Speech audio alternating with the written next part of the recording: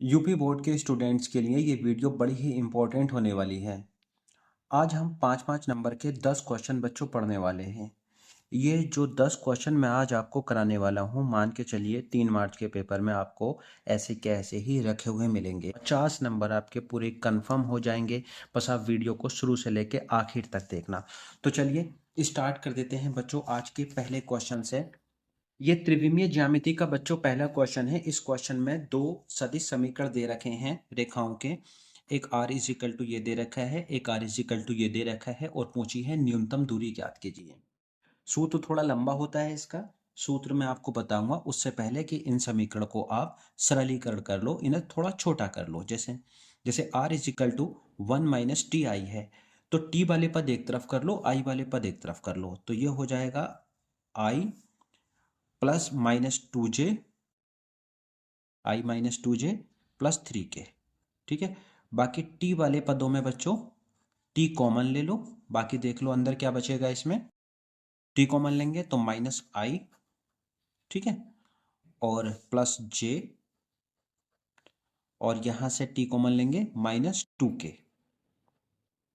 ये आपकी पहली समीकरण हो गई। ठीक है, ये है प्रथम समीकरण, फर्स्ट इक्वेशन। सेकंड इक्वेशन देख लो क्या बन के आएगी आपकी। r is equal to S वाले पद एक तरफ कर लो, और जो विदाउट एस पद हैं बच्चों वो एक तरफ कर लो। तो विदाउट एस एक तो आई है, -j, और माइनस प्लस माइनस के। ये विदाउट आई है, विदाउट एस है।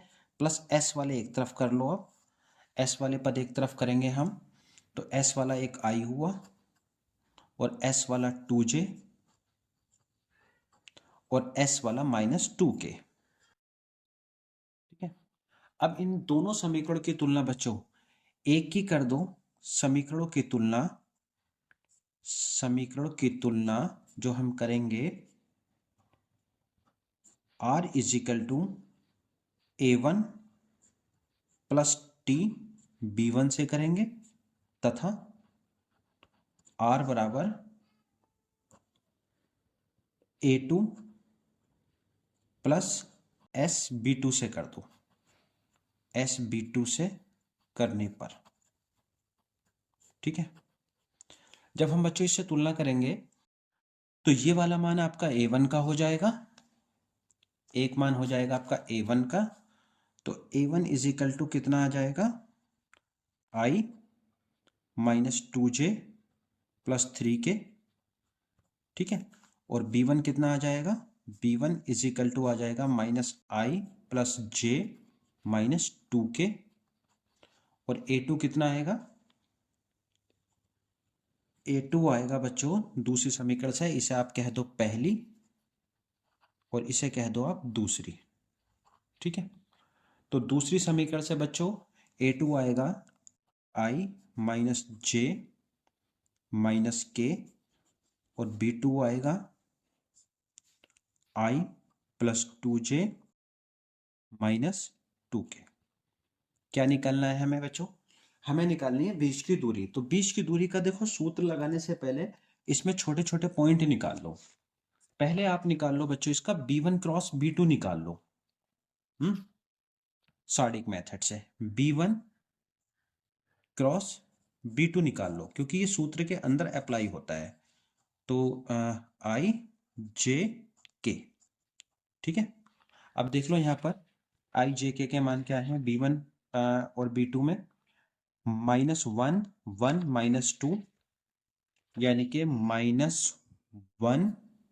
1 -2, ये b1 के साथ आ गए, और b2 के साथ क्या है 1 2 -2, 1 2 -2। ठीक है, एक बार और चेक कर लो, 1 2 -2। अब इसे हल कर लो सार्डिक मेथड से।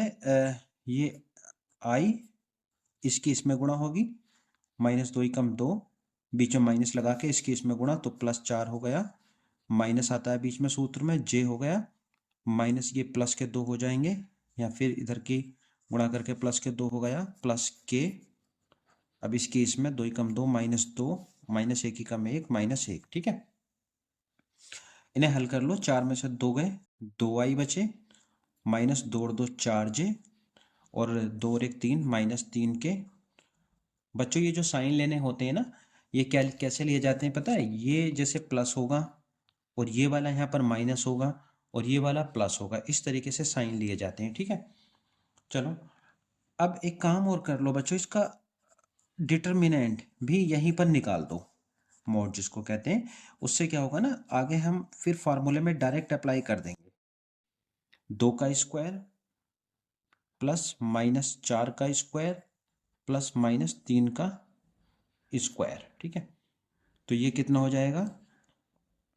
2 का वर्ग 4, 4 का वर्ग 16, 3 का वर्ग 9, 16 4 20 और 9 29 हो गए। ये 4 चौक 16, 16 4 20, 3 3 9, अंडर रूट 29 हो गए, ठीक है। यहाँ पर एक काम करो बच्चों, ये तो हमने निकाला है b1 क्रॉस b2 भी निकाल दिया, इसका मोड भी निकाल दिया, दो चीजें निकाल दी। अब a2 माइनस a1 भी निकाल दो, फिर इसके बाद मैं आपको डायरेक्ट फॉर्मूला रख दूंगा। ऐसे क्या होता है ना, जब हम पहले चीजें निकाल लेते हैं तो हमारी गलती होने के चांसेस बहुत कम रहते हैं, वरना बाद में ज्यादा मिस्टेक हो जाती हैं। a2 माइनस a1 निकाल दो। a2 माइनस a1 देखो, i से i घटाया 0 हो गया, माइनस j से ये माइनस j प्लस हो जाएगा, केवल j बचेगा, और ये हो जाएगा माइनस 3 के और एक मिलके माइनस 4 के। तो यानी कि j माइनस 4 के बचा। क्या बचा? a2 minus a1 j minus 4 के, ठीक है। एक काम और कर लो बच्चों, इसमें अभी हैंड टू हैंड 3 चीजें तो हमने निकाल दी हैं। आप निकाल लो b1 क्रॉस b2 का डॉट प्रोडक्ट निकाल लो इसका a2 माइनस a1 के साथ। किसके? a2 माइनस a1 के साथ। b2 माइनस b1 कितना है हमारे पास? b1 क्रॉस b2 कितना है? b1 क्रॉस b2 है 2y minus 4j minus 3k। किसके साथ डॉट प्रोडक्ट में करना है इसको? डॉट प्रोडक्ट करना है a2 माइनस a1 के, यानी कि j माइनस 4k। भैया डॉट प्रोडक्ट यानी अदिश गुणनफल कैसे होता है? i की i के साथ, j की j के साथ। समझते रहे ना? i का इधर है पद, इधर नहीं है तो 0 हो गया। j का माइनस 4 इधर है और j का 1 इधर है, तो कितना आया? माइनस 4 हो गया। माइनस 3 इधर है k का और 4 ये है। मेरी बात समझ लेना, माइनस 4 तो प्लस 3 चौक कितना हुआ? 12 हुआ। तो 12 में से 4 गए, कितने बचे? 8 बच गए। यानी कि मान हमारे पास सब कुछ आ गया है। अब सूत्र लिखो, मिनी बीच की न्यूनतम दूरी का बच्चों सूत्र क्या है? सूत्र मैं आपको लिख रहा हूं, इसको d से हम बोल देते हैं। तो d इज इक्वल टू, सूत्र है बच्चों b1 क्रॉस b2 का डॉट प्रोडक्ट है a2 माइनस a1 के साथ, ठीक है। देखो इसीलिए पहले मैंने b1 क्रॉस b2 निकाला था और फिर a2 माइनस a1 निकाल के उसका डॉट प्रोडक्ट किया था। और बटे में क्या है? इसका मॉड भी था, यानी b1 क्रॉस b2 का मॉड भी था, ठीक है। और इस सब का मॉड है। इसका मतलब क्या है? राशि हमें जो दूरी है वो ऋणात्मक तो होती नहीं है, धनात्मक ही होती है, इसलिए हमने यहाँ पर बच्चों मॉड लिखा है। अब b1 क्रॉस b2 का मान के, ये सारा मान तो देखो अभी निकाला आपके सामने, एक बार फिर देख लो। ये सारा मान देखो, ये है b1 cross b2 dot a2 minus a1 का मान कितना आया है? 8 बटे, और b1 क्रॉस b2 का मोड, b1 क्रॉस b2 का मोड कितना है? देखो ये है अंडर रूट 29। तो अंडर रूट 29 और साथ में इसका मापांक। बच्चों ये तो ऑलरेडी धनात्मक है, तो ये तो धनात्मक ही आएगा, यानी कि 8 बटे अंडर रूट 29 मात्रक। 5 नंबर का सवाल है, हो सकता है कभी कभी बच्चों ये 8 नंबर में भी पूछ ले, बड़ा ही इंपॉर्टेंट सवाल है। तो चलिए अब स्टार्ट कर देते हैं क्वेश्चन नंबर 2 को, ठीक है। ये भी 5 नंबर का बच्चों बड़ा ही इंपॉर्टेंट क्वेश्चन है। देखो, tan inverse X plus tan inverse Y plus tan inverse Z बराबर कितना दे रखा है? पाई दे रखा है, ठीक है। आप एक काम करो, ten inverse x plus tan inverse y लिखो ऐसे ही। अब जो ये z है इसको ऐसा कर दो pi minus tan inverse z, कोई प्रॉब्लम नहीं है। चलिए इसमें टेन इनवर्स इसे a समझ लो, यह डायरेक्ट सूत्र है tan inverse x plus Y का। तो टेन इनवर्स, कुछ बच्चे tan inverse a plus B करके पढ़ते हैं, कुछ x प्लस वाई, तो उससे कोई फर्क नहीं है। बहरहाल सूत्र आपको याद होना चाहिए, वन माइनस एक्स वाई बराबर pi minus tan inverse z। Done. चलो इसे ऐसे लिख दो, x प्लस वाई बटे वन माइनस एक्स वाई बराबर, ये टेन इनवर्स उठा के उधर पटक दो, तो ten pi minus tan inverse z। भाई टेन 180 माइनस थीटा कौन से चतुर्थांश में है? दूसरे चतुर्थांश में। और दूसरे चतुर्थांश में बच्चों साइन, और साइन का उल्टा कोसेक धनात्मक होता है, बाकी सारे ऋणात्मक होते हैं। तो ये हो जाएगा minus ten tan inverse z हो जाएगा। अब इससे तो ये हट जाएगा कि सिर्फ z माइनस जेड बचेगा यहाँ पर, ठीक है। बाकी इसको ऐसे उतार दो, x प्लस वाई बटे वन माइनस एक्स वाई, इसके नीचे एक लगा के क्रॉस मल्टीप्लाई कर दो। तो ये हो जाएगा x प्लस वाई, इधर से तो माइनस जेड से करेंगे, minus Z minus minus plus X Y Z हो जाएगा। और ये आपका बच्चों x प्लस वाई ऐसे ही रहेगा बराबर minus Z plus X Y Z, ये क्रॉस मल्टीप्लाई कर दिया हमने। अब z इधर को लेकर आ जाओ, प्लस का हो गया, x plus Y plus Z बराबर कितना आया, एक्स वाई जेड। इति सिद्धम, यही हमें प्रूफ करके देना था। 5 नंबर का सवाल है, देखो बच्चों कितना आसान सवाल है।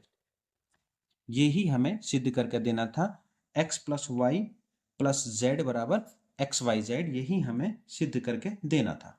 ओके, चलिए अब अगला क्वेश्चन कर लेते हैं। क्वेश्चन है log log x plus one upon log x का स्क्वायर। ये बड़ा ही इंपॉर्टेंट क्वेश्चन है, ये 8 नंबर में भी पूछा जा सकता है। आप ध्यान से इस क्वेश्चन को समझना। इसको सबसे पहले शुरुआत में मान लो, माना आई, इसको कर लेते हैं हम, ठीक है। आई हमने कर लिया, चलो आई इज इक्वल टू लिखो समाकलन log log x dx, अलग अलग तोड़ दो समाकलन, plus one upon log x का होल स्क्वायर।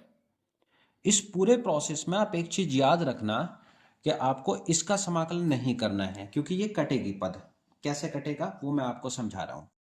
देखो अगर मैं यहां पर इसके इनटू में एक लगा दूं बोल, तो एक रूल चलेगा इस पर, आइलेट रूल।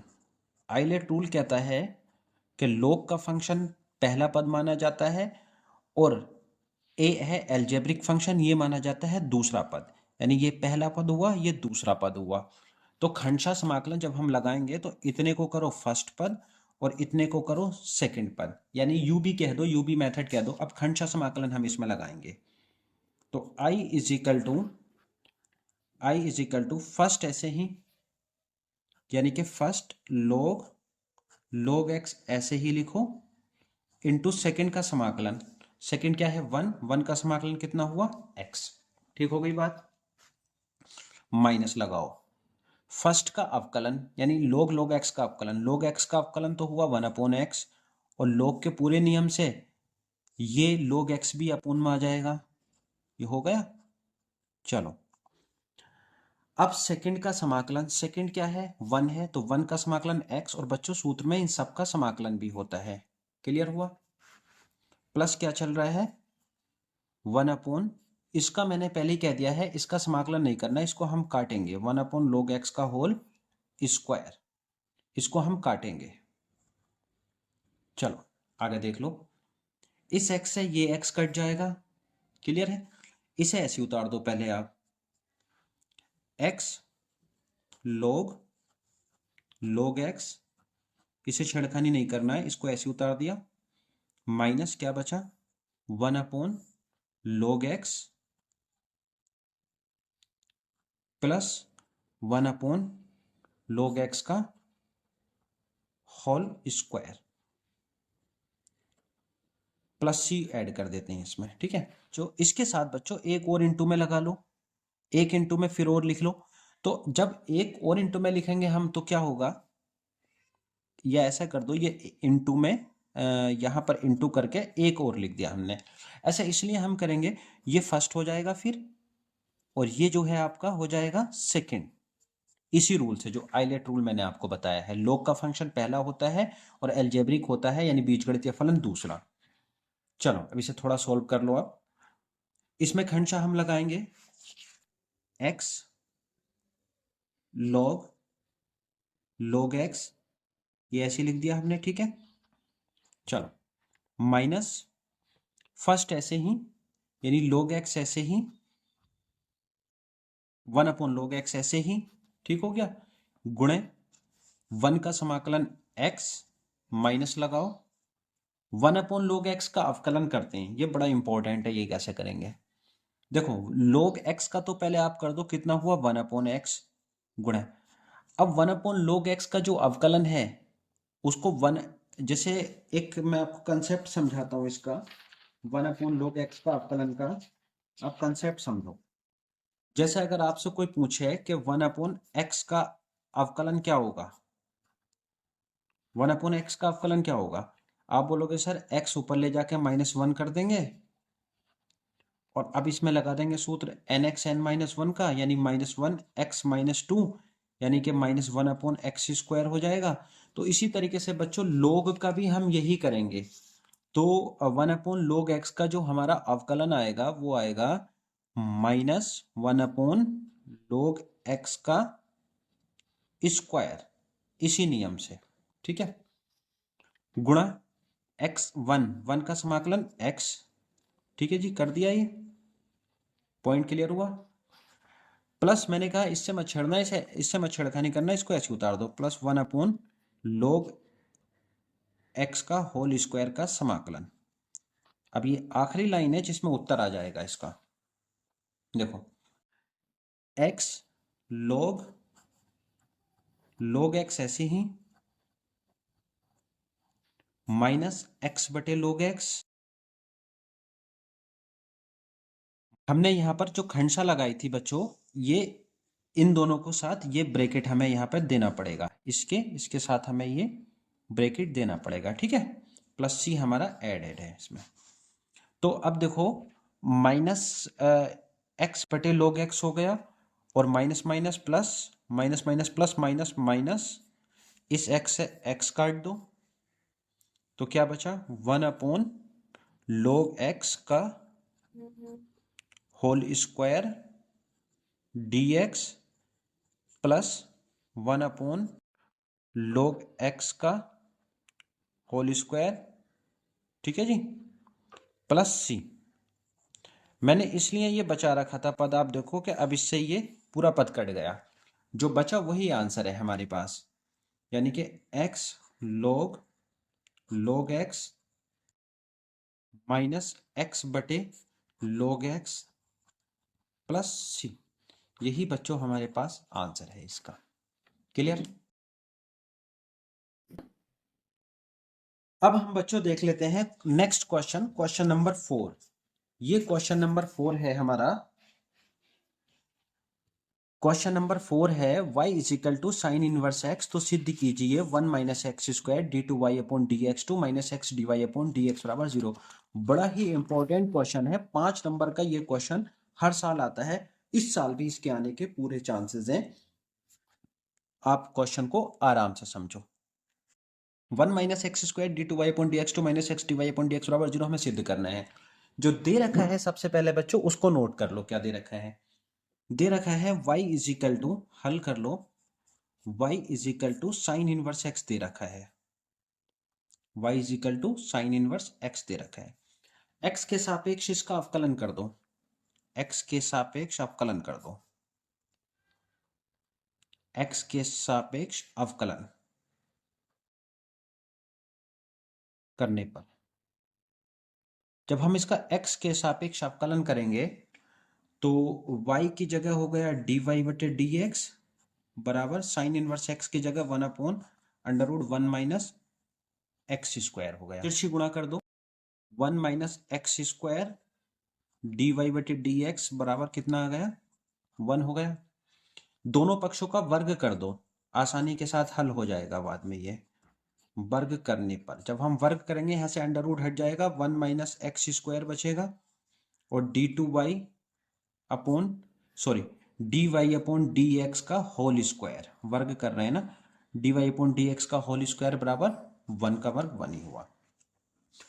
इसमें गुणनफल नियम लगा दो, इसको हम मान लेंगे पहला पद, इसको मान लेंगे हम दूसरा पद।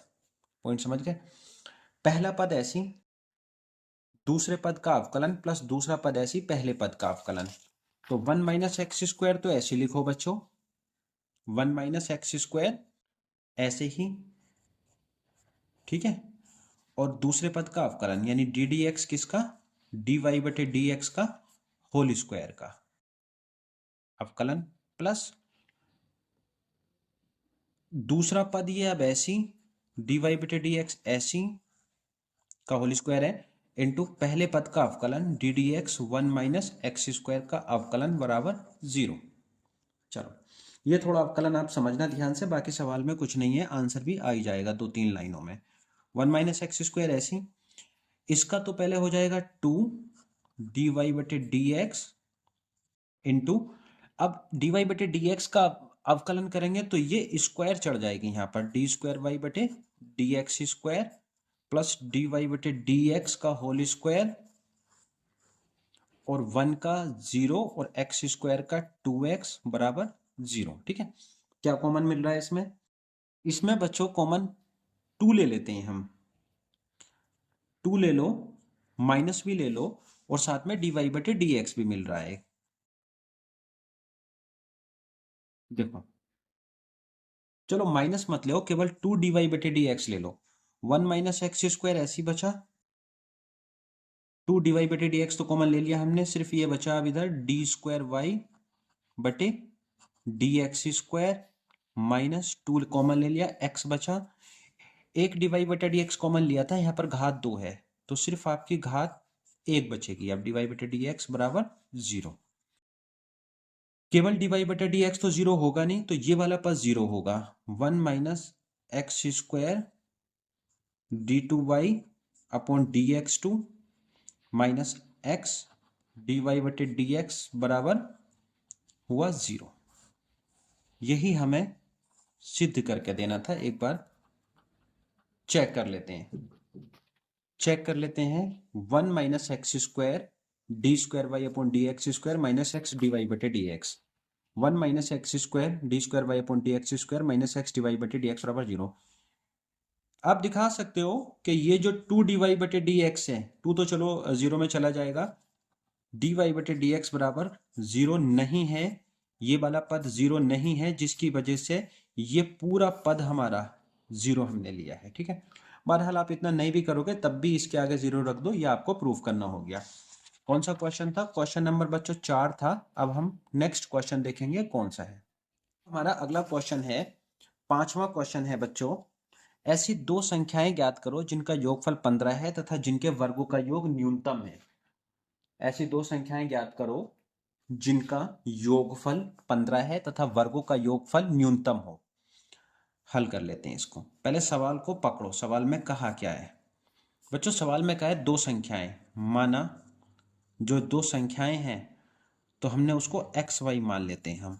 माना संख्याएं हैं हमारी एक्स एंड वाई, ये दो संख्याएं हैं हमारी एक्स और वाई। कहा है कि जिनका योगफल 15 है, दिया है योगफल कितना है, x प्लस वाई बराबर कितना है, 15 है, समीकरण 1 कह दो।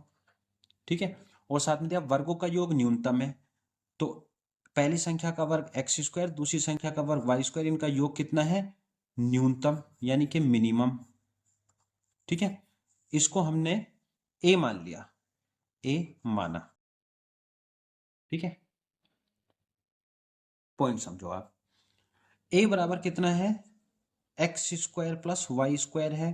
अगर मैं यहां से y की जगह बच्चों 15 माइनस एक्स लिख सकता हूं, बिल्कुल लिख सकता हूं, 15 माइनस एक्स का होल स्क्वायर हो गया। यहां से लिया जा सकता है ना y का मान, देखो x प्लस वाई बराबर 15 है, तो बच्चों y बराबर क्या होगा, 15 माइनस x हो जाएगा ना। चलो इसका अवकलन कर दो x के सापेक्ष, x के सापेक्ष अवकलन, x के सापेक्ष अवकलन करने पर, x के सापेक्ष अवकलन मैं कर रहा हूं इसका, तो dA बटे dx बराबर एक्स स्क्वायर का हो जाएगा बच्चों 2x, और ये हो जाएगा 2 पीछे आ जाएगा, 15 माइनस x हो गया, और साथ में 15 का 0, x का 1 हुआ, तो ये हुआ 2x प्लस माइनस माइनस 15 दूनी 30, माइनस माइनस प्लस 2x। समझते रहना आप ध्यान से। तो कितना हुआ टोटल, 2 और 2 4x माइनस 30, यानी dA बटे dx कितना आ गया, 4x माइनस 30। ये समीकरण नंबर 1 हो गई। पुनः अवकलन कर दो बच्चों इसका, dA बटे dx बराबर है 4x माइनस 30 है ना। देखो dA बटे dx बराबर कितना है, 4x माइनस 30। पुनः अवकलन कर दो इसका, इसे समीकरण 1 थी, पुनः अवकलन करने पर, पुनः अवकलन करने पर। भाई ये वाला सवाल जब आप पढ़ोगे तो आपको कंडीशन पता होनी चाहिए उच्चतम और न्यूनतम की क्या होती है, तो वही मैं आपको बता दूंगा अभी। डी स्क्वायर ए अपॉन डी एक्स स्क्वायर बराबर कितना हुआ, 4, x का 1 माइनस 30 का 0, तो कितना आया 4। ये धनात्मक है ऋणात्मक, 4 एक धनात्मक संख्या है। जब डबल अवकलन बच्चों धनात्मक आए तो जो कंडीशन होती है किसकी होती है, वो कंडीशन होती है हमारी न्यूनतम की।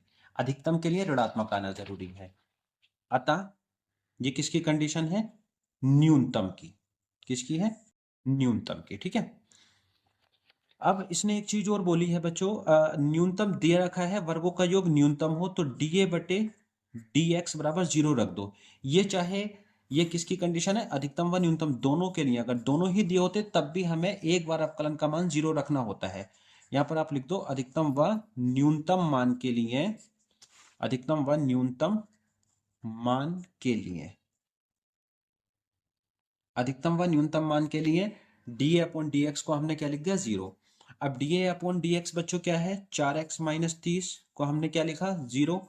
तो यानी कि यहां से x का मान निकाल दें, 4x बराबर 30 और x बराबर 30 बटे 4, 2 दूनी 4, 15, x का मान कितना आ गया बच्चों, 15। ठीक है, 15 बटे 2। अब यहां से y का मान भी निकाल सकते हैं। देखो x प्लस वाई बराबर कितना है, 15 है ना।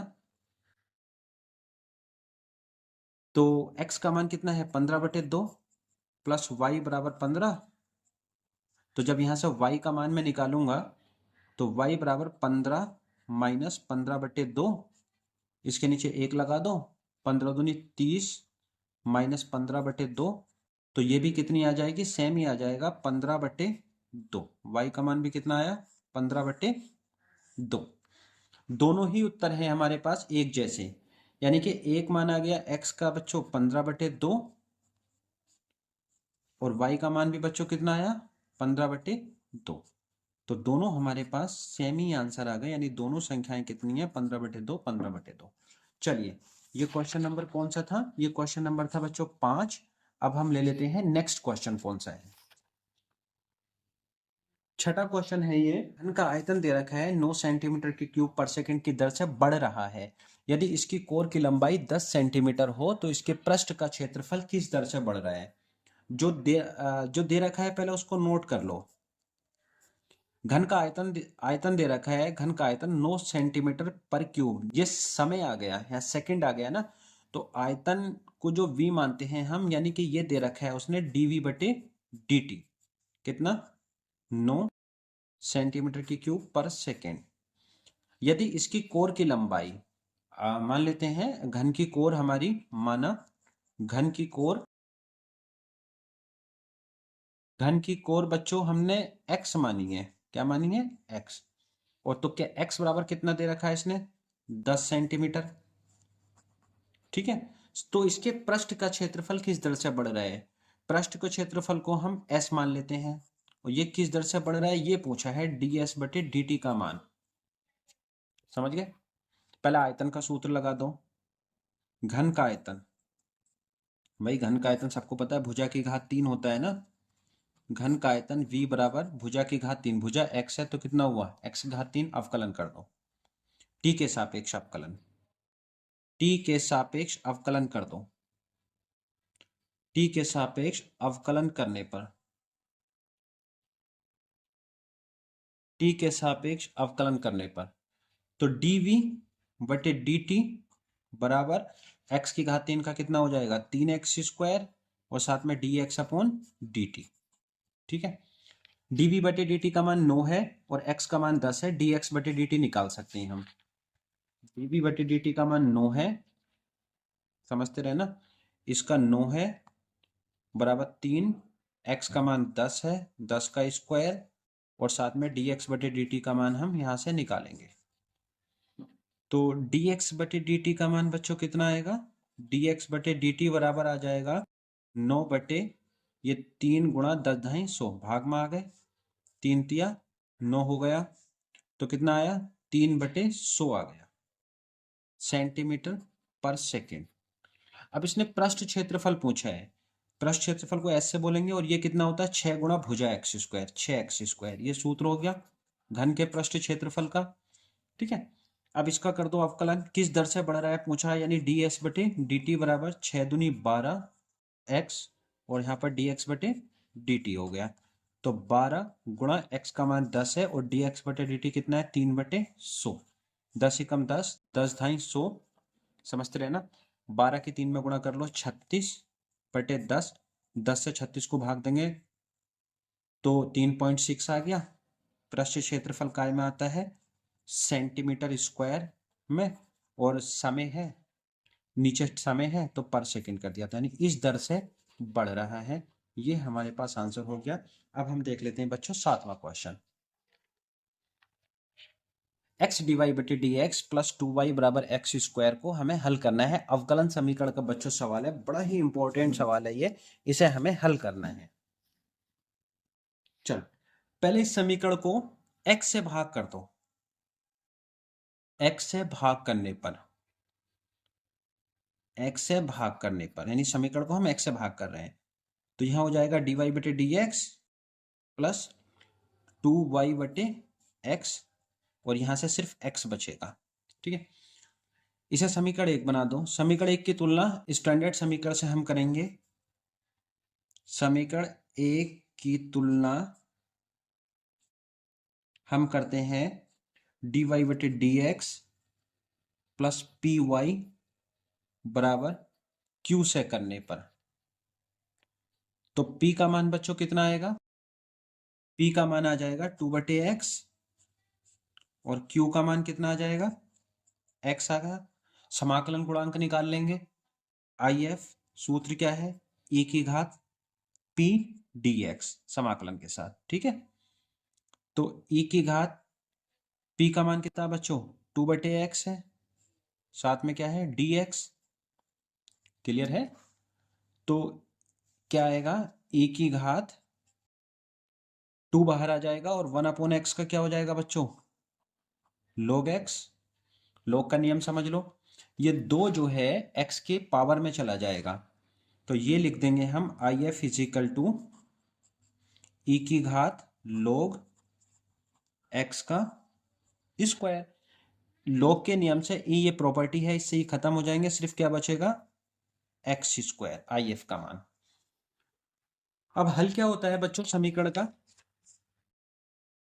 y गुणा IF इजिकल टू समाकलन q गुणे IF dx प्लस c, बस सारे मान इसमें लगाने हैं।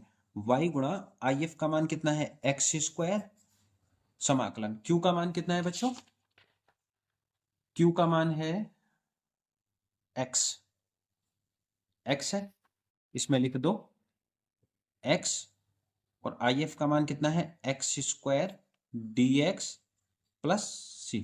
ठीक है, था ये गुणा करके हो जाएगा x की घात 3 इसका समाकलन कर दो, x की घात 4/4 हो गया प्लस c, तो y एक्स स्क्वायर। इस पूरी समीकरण को एक्स स्क्वायर से भाग कर दो ताकि हम y का मान निकाल लें।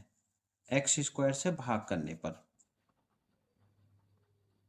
जब एक्स स्क्वायर से भाग करेंगे हम, यहाँ से तो कट जाएगा और यहाँ से 2 पावर रह जाएगी, यानी एक्स स्क्वायर बटे 4 प्लस इसके बटे में एक्स स्क्वायर आ गया। ठीक है, अब एक काम हो सकता है, ये एक्स स्क्वायर ऊपर जाके बच्चों माइनस का हो जाएगा, तो एक्स स्क्वायर बटे 4 प्लस सी एक्स की घात -2, यही हमारे पास आंसर है। अब हम 8वां क्वेश्चन देख लेते हैं, आप इसे कॉपी करो। इसने पूछा है समांतर चतुर्भुज का क्षेत्रफल ज्ञात कीजिए जिसकी संलग्न भुजाएं a बराबर इतनी है, b बराबर इतनी है। बड़ा इंपॉर्टेंट सवाल है, 5 नंबर का ये सवाल है, इसके भी आने के चांसेस रहते हैं। हल, भुजाएं क्या दे रखी हैं, a बराबर दे रखा है i minus j plus 3k, और b बराबर क्या दे रखा है 2i minus 7j plus k। पहले एक काम करो, वैसे सूत्र क्या होता है, समांतर चतुर्भुज का जो बच्चों सूत्र होता है जब संलग्न भुजाएं दे रखी हों, ये नोट कर लो आप, ये होता है a क्रॉस b, वो भी मोड में। तो पहले हमें निकालना है a क्रॉस b, तो चलो पहले a क्रॉस b निकाल लेते हैं। a cross b matrix method से निकालेंगे, सार्डिक मेथड से i j k हो गया यहाँ पर। अभी मैंने आपको निकाला भी था पिछले क्वेश्चन में, 1 - 1 3, 2 - 7 1, ठीक है ना। इसको हल कर लो, बस बाद में इसका डिटर्मिनेंट निकाल देना है जो भी आएगा। तो 1 एकम 1 माइनस प्लस 21, ठीक है, माइनस j लिखेंगे आप, 1 एकम 1 3 दूनी 6 प्लस k लिखेंगे, माइनस 7 एकम 7, माइनस माइनस प्लस हो जाएगा, 2 एकम 2, ठीक है तक। चलो इसको थोड़ा सा हल कर लो, 21 में से 1 गया 20 बच गए, 20 आई, और माइनस के 5, ये प्लस के 5 ये हो जाएंगे, और माइनस के 5 बचे, यानी माइनस के 5 के, ये हमारे पास बच्चों मान आ गया a क्रॉस b का। ठीक है, अब इसका क्योंकि सूत्र में हमें इसका मापांक है तो इसका मापांक निकाल देते हैं। पहले लिख लो a क्रॉस b कितना आया, 20i plus 5j minus 5k, 20i plus 5j minus 5k, ये बच्चों किसका मान आया है, a क्रॉस b का। इसका मापांक निकाल दो, तो a क्रॉस b का मापांक आ जाएगा अंडरवुड, इसका स्क्वायर 20 का 400, 5 का स्क्वायर 25, इस 5 का स्क्वायर 25, वो तो स्क्वायर करने पे ये माइनस की जगह प्लस ही हो जाना है। तो कितना हुआ 450, 450 को लिख सकते हैं 15 15 225, यानी 15 गुणा 15 गुणा 2, तो यानी कि 15 √2, ये हमारे पास a क्रॉस b का मापांक आया। और बच्चों यही हमारे पास क्या होता है, समांतर चतुर्भुज का क्षेत्रफल, यही क्या होता है, सूत्र मैंने स्टार्ट में लिख दिया था, समांतर।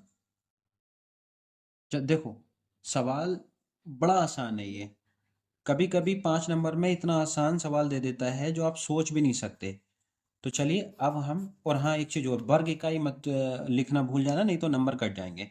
समांतर चतुर्भुज का क्षेत्रफल कितना आया, 15 √2 वर्ग इकाई। अब हम देख लेते हैं, इसे वर्ग इकाई लिख दो, अब हम आंसर हो गया ये। अब हम देख लेते हैं बच्चों question number 9, sign x minus cos x upon 1 plus sine x cos x को हमें समाकलन करके देना है, इसको आई मान लो। P4 होती है बच्चों 0 to a f of x को हम क्या लिख सकते हैं, 0 to a f of a minus x dx, ठीक है। तो i is equal to 0 to pi बटे 2, इसे क्या लिखेंगे हम, साइन x की जगह क्या लिखेंगे, पाई बटे 2 माइनस एक्स माइनस कॉस इधर भी x की जगह पाई बटे 2 माइनस x बटे 1 प्लस साइन x की जगह पाई बटे 2 minus x into cos x की जगह पाई बटे 2 माइनस x। ठीक है ना। इसे समीकरण 1 बना दो। i इज इक्वल टू हो जाएगा 0 से पाई बटे 2, ये हो जाएगा कॉस एक्स, और कॉस 90 माइनस थीटा हो जाएगा साइन थीटा, यानी कि साइन एक्स, और ये 1 plus sign 90 minus theta cos x, और ये हो जाएगा cos 90 minus theta sine x. इसे समीकरण नंबर 2 बना दो। 1 और 2 का हर समान है, ध्यान से देखो। ये भी 1 plus cos x sine x है, इनटू में है, इससे कोई फर्क नहीं पड़ता ये पहले हो या ये बाद में हो। तो आप यहाँ पर सिर्फ इतना करो, समीकरण 1 प्लस समीकरण 2 लिख दो बस आप, यानी कि इन दोनों समीकरणों को हम जोड़ेंगे, समीकरण 1 प्लस समीकरण 2। तो i प्लस आई बराबर 0 से पाई बटे 2, समीकरण 1 का अंश क्या था sine x minus cos x, और समीकरण 2 का अंश क्या था cos x minus sine x. हर दोनों का एक जैसा है, यानी कि 1 plus sine x into cos x. ठीक है, माइनस साइन एक्स से ये कटा, इससे ये कटा, तो बच्चों टोटल ओवरऑल 0 से पाई बाई 2 0 बचा। तो 0 का मतलब सब कुछ 0, यानी कि 2i बराबर कितना आ गया 0, यानी i बराबर बच्चों कितना आ गया 0, यानी समाकलन का आंसर हमारा कितना आ गया 0 आंसर आ गया। ठीक है, अब लास्ट वाला क्वेश्चन देख लेते हैं। सिद्ध कीजिए कि फलन एफ एक्स बराबर X square sine 1 upon X sine 1 upon X यदि x बराबर 0 नहीं है तब ये है, और एफ एक्स का मान 0 है जब बच्चों x बराबर 0 है। तो हमें ये दिखाना है कि द्वारा परिभाषित एक सतत फलन है। एक चीज आप हमेशा याद रखना, सतत की जो पहचान होती है वो तब होगी जब left hand limit right hand limit के बराबर होगी, यानी LHL RHL के बराबर होगा। तो हमें यही सिद्ध करके देना है। पहले पॉइंट समझ लो, यदि हल कर लेते हैं इसको, यदि एफ एक्स एक सतत फलन होगा, एक सतत फलन है, सतत फलन है, तब किस पर x टेंस टू 0 पर, तब क्या होगा, तब LHL बच्चों किसके बराबर आनी चाहिए RHL के आनी चाहिए, और ये बच्चों किसके बराबर होना चाहिए f ऑफ 0 के। ये मेन पॉइंट है हमारा इसे सिद्ध करने के लिए। तो हमारे पास दो कंडीशन है इसमें, पॉइंट समझना। हमारे पास कंडीशन है बच्चों दो, इसमें दोनों को 1 बाई 1 हम सॉल्व करेंगे। पहला तो ये है जब x बराबर 0 नहीं है तब फलन का मान ये है हमारे पास, यानी फलन है हमारे पास एफ एक्स बराबर X square sine 1 upon X, जब x is not equal to 0 है। पॉइंट क्लियर हुआ। तो हम निकालेंगे इसमें दो पॉइंट, एक तो हम निकालेंगे LHL, पहले LHL निकालो। LHL यानी दो केस हो सकते हैं फलन के, या तो x से, या तो 0 से छोटा होगा या 0 से बड़ा होगा, क्योंकि 0 पर तो उसने ऑलरेडी, ध्यान से देखो, क्योंकि 0 पर तो उसने ऑलरेडी 0 दे दिया है, तो अब दो ही बचते हैं, तो 0 से छोटा या 0 से बड़ा।